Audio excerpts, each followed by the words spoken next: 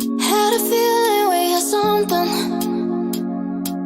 Could have seen it in your Ketemu lagi dengan saya, Sada Bahiti, look as if dan saya ditemani oleh Cassandra. Kali ini kita membahas tentang gagal dalam percintaan berkali-kali, ada apa dan harus bagaimana ya?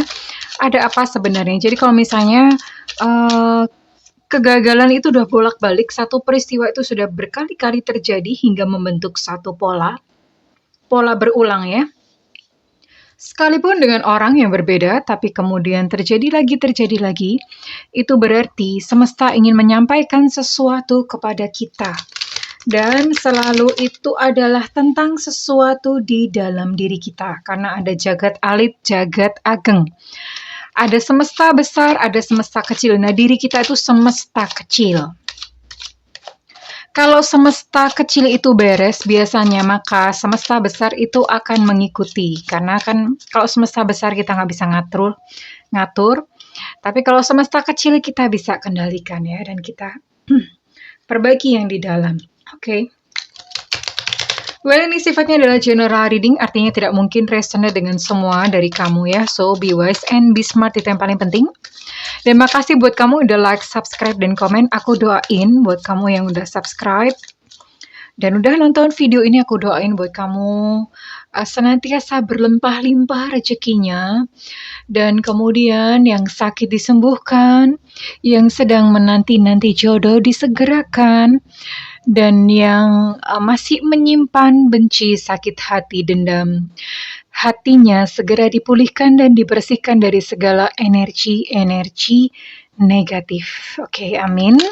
Dan yang belum subscribe ditungguin ya, karena dengan subscribe kita akan lebih mudah untuk terhubung atau terkoneksi.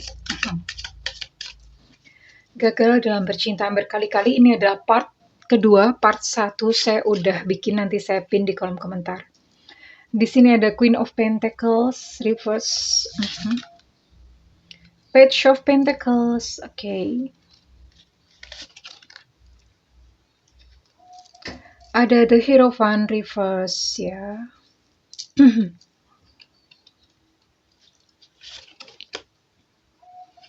Ada Three of Swords reverse. Oh, Five of Swords. Five of Swords, Ace of Pentacles. Wow. Pentacles. Oke, energi yang dominan di sini adalah energi tanah, elemen tanah. Jadi buat kamu yang kebetulan saat ini menonton video ini untuk faktor action itu sedang dominan, ya, karena mungkin kamu di sini yang udah berkali-kali gagal, kamu berpikir bahwa namanya orang tuh harus usaha gitu biasanya. Nah, usahanya itu entah mungkin kamu mencoba untuk join dating site, atau kamu usaha dengan menghubungi mantan misalnya, atau menghubungi orang-orang. Kamu udah berusaha gitu untuk menjadi sebaik-baiknya. Actionnya di sini tuh kental sekali. Atau misalnya kamu mencoba untuk menyapa duluan. Even kalau misalnya kamu perempuan, kamu memberanikan diri untuk yaudah deh gue maju duluan, gak apa-apa, demi dapat jodoh gitu. Jadi di sini ada kental untuk faktor action ya. Jadi yang sering diabaikan atau mungkin orang tidak tahu adalah kita selama ini berpikir bahwa kalau misalnya membutuhkan sesuatu ya action, ya memang benar, itu benar. Tapi ada sesuatu yang tidak terlihat yang itu justru akan menjadi faktor penentu. Jadi gini, kita itu otak itu ada dua ya, ada conscious mind, ada unconscious mind atau subconscious mind. Pikiran sadar dan pikiran bawah sadar. Teman-teman bisa googling, bisa cek, bisa pelajari, namanya Heisenberg. Iya, itu Heisenberg. Jadi parahnya, pikiran sadar kita tuh hanya mengendalikan sekitar 12%. Nah, sisanya yang 88% itu adalah pikiran bawah sadar. Nah, pikiran bawah sadar ini kan kita nggak sadar, namanya juga nggak sadar. Kalau pikiran sadar itu yang ada di otak kita, itu kita sadari ya. Yang pikiran bawah sadar kita tuh nggak ngerti loh. Gitu, karena namanya juga ketutup kan.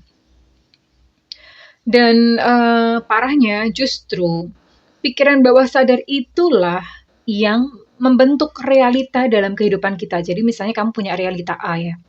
Realita A itu disebabkan oleh 12% pikiran sadar dan 88 pikiran bawah sadar. Jadi poinnya apa?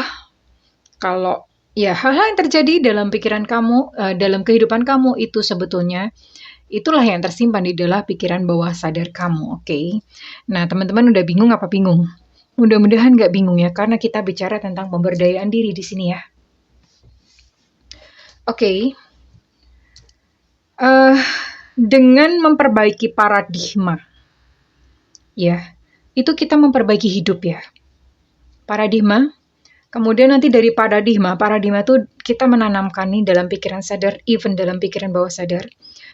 Ketika kita menanamkan paradigma, nanti akan terbentuk satu belief. Belief itu kepercayaan, keyakinan. Nah, belief itu kemudian menghasilkan yang namanya kesadaran. Kesadaran itu akan akan membentuk realita kehidupan kita ya. Jadi buat kamu yang hidupnya acak-adul, kacrut dan segala macam, pasti itu banyak belief-belief yang salah di dalam kepala, di dalam otak kamu, dalam pikiran bawah sadar. Itu harus dibongkar dan diperbaiki ya. Caranya memperbaikinya seperti itu. Karena kalau misalnya itu tidak diperbaiki, sekeras apapun usaha kamu di dalam realita, dalam alam nyata, itu juga percuma gitu ya. Dalamnya dulu, mesinnya dulu yang perlu dibongkar, oke? Dan di sini ada Queen of Pentacles. Beberapa dari kamu yang kebetulan mungkin sulit mendapatkan jodoh ya. Kamu di sini juga mengalami satu persoalan keuangan atau persoalan finansial. Biasanya memang begitu, ada satu masalah di satu bidang, ada masalah di bidang lainnya. Begitu pula kalau misalnya ada satu perbaikan di satu bidang, itu bidang-bidang yang lainnya itu akan mengikuti. Biasanya seperti itu. Even di sini saya melihat kamu bahkan sudah mulai kayak losing hope. Kamu sudah males, udah males lah, gue udah males kayak berdoa gitu, udah males ya. Udah males yang namanya, paling nanti gini lagi gitu. Jadi udah skeptis gitu ya. Udah skeptis gitu, dan ini kelihatan banget kalau kamu udah lelah. Ini ada Five of Swords. Kamu yang biasanya itu semangat, even misalnya masalah orang aja kamu bantu, sekarang masalahmu sendiri itu kamu udah capek Cin, ya. Di sini udah lelah, udah capek ya. Dan di sini ada Ace of Pentacles. Ace of Pentacles di sini berbicara bahwa in future, ini kartunya terletak di belakang. In future atau di masa depan itu ada banget kesempatan untuk kondisi kamu yang saat ini itu berubah untuk menjadi lebih baik. Masalah-masalah selesai, ya. Tentu saja dengan perubahan paradigma, dan kita akan lihat ya di sini ya. Oke.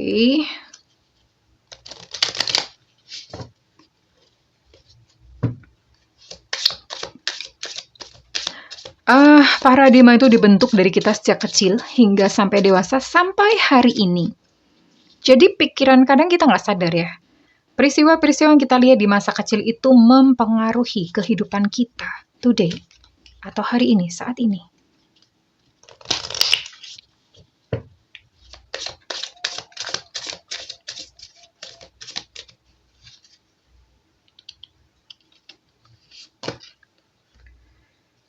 I see. Help from above. Pertolongan dari atas.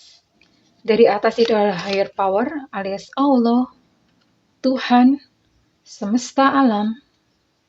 Ya. Even beberapa dari kamu tuh mengalami satu ketakutan di dalam diri. Ketakutan ini dalam relationship ya. Jadi misalnya begini, aku takut nanti kalau misalnya aku menikah, aku bakal diatur-atur sama suami atau sama istri.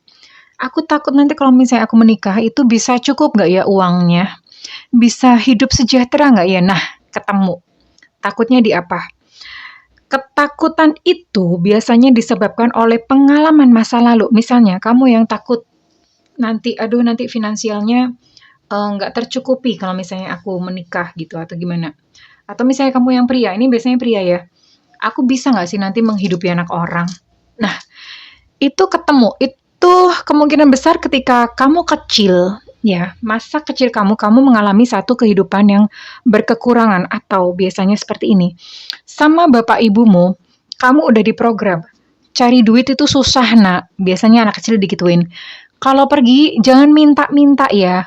Bapak ibu tidak punya duit, gitu. Biasanya dibilang seperti itu. Cari duit itu susah. Nah, ketika kamu melihat kondisi seperti itu ditambah perkataan-perkataan dari orang tua itu masuk ke dalam pikiran bawah sadar, akhirnya terbentuklah kamu yang sekarang.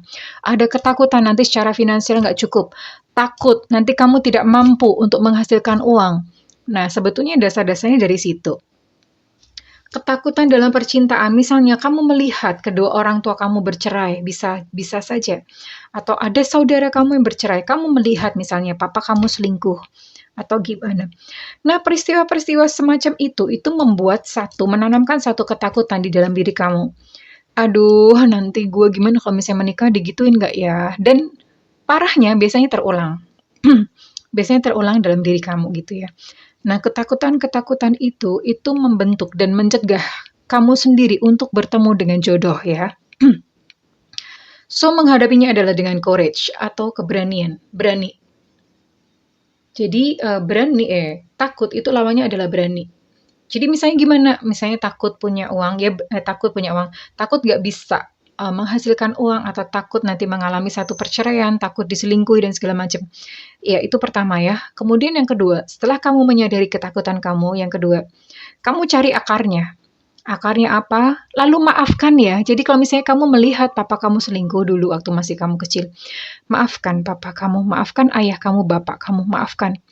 Misalnya waktu kecil kamu selalu dibilangin orang tua untuk ngirit, nggak boleh minta ini. Maafkan kedua orang tua kamu. Ya, datang kepada orang tua once again, lagi-lagi ini saya banyak ya klien datang konsultasi ke saya. Pada umumnya mereka selalu punya masalah terhadap orang tua. Dan selalu saya menganjurkan kepada mereka, datang ke bapak ibu, minta maaf dan maafkan mereka, peluk mereka ya. Gengsi Kak, ya udah. Kalau misalnya ngomongnya udah gengsi, ya udah kamu pilih gengsi atau kamu pilih masalah kamu selesai. Pilihannya cuma simple seperti itu. Ya. So, kalau misalnya kamu udah mengalami ini, hadapi semuanya dengan berani. Berani aja. Masa depan yang kamu khawatirkan belum tentu terjadi. Dan help from above, ya tentu saja kita perlu terkoneksi dengan ilahi. Ini bahasanya sih udah tinggi ya, saya even nggak tahu bagaimana cara menyampaikannya. Once ketika kita berada dalam satu kondisi kesadaran ilahi itu sebetulnya semua masalah selesai. Bingung ya? Saya rasa ini mungkin nanti kapan-kapan aja dibahas, ini terlalu berat ya. Tapi yang jelas, percaya saja, yakin bahwa Tuhan itu memberikan kehidupan yang baik buat kamu. Seringkali teman-teman atau orang konsultasi ke saya, Kak ini udah takdir ya hidup saya begini. No, bukan. Tuhan itu selalu menyediakan kehidupan yang baik buat kamu. Nggak ada yang misalnya Tuhan itu mau kamu sengsara atau apa. No, nggak seperti itu. Sengsara kita sendiri yang ngebikin. Ya, taubah, jatuh, apa segala macam itu kita sendiri yang mengundang. Tentu saja dengan satu tujuan yang mulia, ya.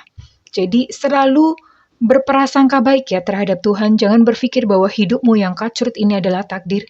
No, bukan. Ya, pakai kerangka bahwa Tuhan memberikan yang terbaik. Yakin aja. Pokoknya yakin, ya. Pokoknya yakin, modal yakin. Kak, apakah ke depan saya ada jodoh yang baik untuk saya? Soalnya saya selalu ketemu yang buruk, yang jahat. Nah, ketika kamu bertanya seperti itu, ketika kamu meragukan, maka pasangan tidak akan datang. Yakin aja, yakin. Kenapa? Kalau yakin, kamu yakin tuh indikasinya tenang. Tenang kok. Umur merangkak, ya udah biarin aja. Tenang, aku yakin. Yakin di depan itu pasti ada Tuhan itu kasih seorang pasangan yang terbaik buat aku, yang paling sesuai untukku, ya. Yakin. Kalau udah yakin tuh tenang. Kalau kamu masih kemerungsung, masih gelisah, berarti kamu belum yakin. Oke. Dan di sini ada beberapa dari kamu yang mengalami masalah gambar diri yang buruk. Aduh, ini banyak banget. Ini biasanya dialami oleh wanita. Gambar diri yang buruk itu bagaimana sih? Misalnya kamu pas kecil, kamu suka dikatain, anak siapa ini jelek banget, anak siapa jelek banget, hidungnya pesek. Banyak ya, banyak mengalami seperti itu dan itu mengakibatkan satu gambar diri yang buruk buat kamu ya. Kamunya jadi, "Aduh aku jelek ya, aku nggak pantas untuk dicintai." Padahal cinta itu nggak ada loh relevansinya dengan kondisi fisik ya. Nggak ada sebetulnya. Kan toh teman-teman bisa lihat nggak kadang orang yang mungkin fisiknya nggak terlalu istimewa, mereka dapat jodoh tuh. Orang cacat aja dapat jodoh. Mohon maaf, misalnya kalau kamu berpikir bahwa cuma yang cantik, yang langsing aja yang bisa dapat jodoh. Banyak kok yang overweight itu juga dapat jodoh loh. Ya, jadi nggak ada. Jodoh itu nggak ada relevansinya dengan yang namanya body atau penampilan ya. Itu sebetulnya nggak ada ya. Jadi, tapi bukan berarti kamu terus abai terhadap kondisi tubuh, nggak mau merawat diri, bukan seperti itu ya. Tetap perhatikan, tapi yang jelas gambar diri kamu yang pertama adalah kamu harus, menanamkan di dalam diri bahwa kamu itu layak untuk dicintai. Setiap pagi ketika bangun pagi, menghadap ke cermin, lalu kamu katakan, kamu tatap wajah orang yang ada di dalam cermin, which is itu adalah diri kamu sendiri, kamu katakan kepadanya bahwa, "Kamu layak untuk dicintai." Ya, atau kamu katakan aku layak untuk aku bilang aja kamu layak untuk dicintai, sebut namamu ya, misalnya nama kamu siapa? Misalnya Syahda gitu. Syahda, kamu layak untuk dicintai. Kamu layak untuk mendapatkan pasangan yang terbaik. Kamu layak untuk menerima cinta yang indah. Nah, afirmasi seperti itu setiap pagi ya sayangku ya, oke. Dan di sini ada bahas kayak gini kok panjang banget ya. Ini udah video kedua dan saya rasa ini mesti terakhir ya.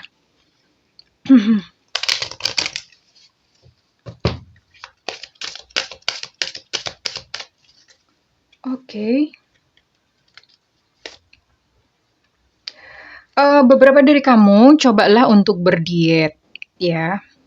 Berdiet, apa hubungannya Bunda? Ya, berdiet kalau misalnya bisa sih, ini keluar kartu vegetarian tapi literally nggak vegetarian ya, artinya begini, cobalah kamu makan makanan yang sehat ya. Makanan yang sehat, kurangi karbohidrat ya. Karbohidrat itu lemes, terus kemudian banyak ya, karbohidrat itu diubah menjadi glukosa, kemudian glukosa itu diubah menjadi lemak, itu pengaruhnya panjang. Kemudian kelebihan lemak membuat kita cepat ngantuk, membuat kita lesu, kurang semangat ya. Ya, sehingga dalam realita itu menjadi kurang menarik. Gimana sih kalau misalnya orang lemes ya? Oke, cobalah bergerak ke makan makanan sehat. Pertama, tentu karena kamu perlu menyayangi tubuh kamu sendiri. Kalau misalnya kamu sayang pada tubuh sendiri, tentu saja kamu ingin tubuh kamu itu mengasup atau makanan yang terbaik. Emotional healing, yes sayang, definitely you need emotional healing.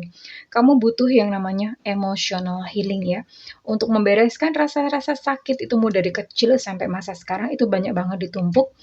Emotional healing nanti Bunda akan kasih di kolom komentar, akan kasih satu video untuk emotional healing ya. Namanya terapi Ho'oponopono. Ini silahkan dilakukan. Nanti saya pin aja untuk terapi Ho'oponopononya. Dan ini tadi ya, percaya. Pokoknya modal yakin. Have faith as everything is working in your favor. Jadi semuanya itu memang Tuhan itu udah sediakan. Pokoknya yakin aja, percaya aja ya. Jangan bertanya-tanya bahwa ada nggak sih jodoh buat aku? No, ada. Ada, pokoknya yakin ada aja ya. Ada jodoh yang sesuai. Tentu saja kita mesti yakin bahwa yang namanya jodoh yang sesuai itu, karena kadang-kadang orang itu nggak logis sih ya gitu. Maunya tuh mintanya itu jodoh yang modelnya kayak Brad Pitt apa segala macamnya, susah Cin gitu ya. Ya sesuai dengan kamu, kualitas kamu seperti apa. Terus kemudian ya jodohnya itu sesuai dengan kamu. Gitu ya. Jadi terbuka terhadap yang datang, terbuka ya. Terus kemudian membuka pintu aja, membuka pintu. Bukan berarti membuka pintu tuh semua diterima, no. Tetap selektif, tapi yang penting standar-standar manusianya dipretelin dulu ya. Oke. Ya, siap menerima pemberian Tuhan, karena pemberian Tuhan itu belum tentu sesuai seperti yang kita inginkan, tapi justru itulah yang terbaik. Nanti once kita akan mengerti indahnya kok. Pemberian Tuhan itu pasti indah gitu ya. Well, oke, kalau misalnya kamu ini resonate dengan readingan ini resonate dengan kamu, saya minta feedbacknya di kolom komentar sayangku ya. Nggak resonate juga nggak apa-apa, karena ini kan energi kolektif yang dikumpulkan. Dan buat kamu yang melakukan personal reading, silakan hubungi nomor yang tertera di kolom deskripsi sayangku, cintaku, negeriku. Buat kamu yang tidak memiliki budget, silakan nyalakan loncengnya, supaya saat Bunda live, kamu nggak ketinggalan sayangku ya. Well, untuk kamu yang menonton video ini, secara sengaja maupun tidak sengaja, semesta berbicara kepadamu, tenang ya. Tenang, ada kok jodoh buat kamu. Dan aku berdoa agar kamu mendapatkan jodoh yang terbaik ya. Oke, I love you kesayangan. Bye-bye.